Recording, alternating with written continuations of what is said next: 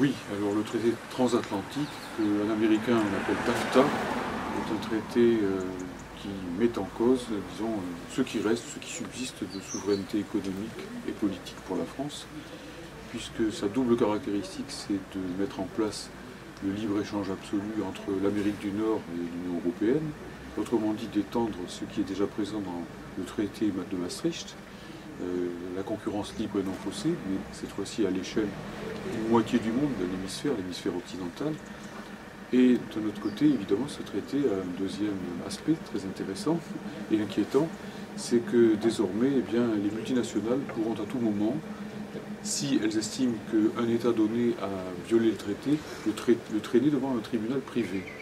Si bien que les multinationales, à tout instant, pourront défaire et refaire les lois adoptées par quelque pays que ce soit.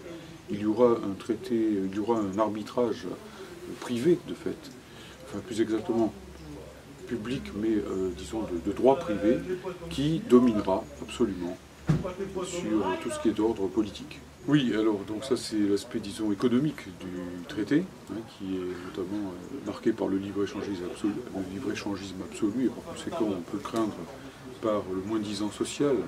Évidemment c'est dans les lieux où on fera les salaires les plus bas qu'ira le travail, essentiellement. Et la deuxième chose, évidemment, c'est qu'on ne peut pas couper le traité transatlantique de la politique de l'OTAN. Il n'y a pas simplement un aspect économique à ce traité.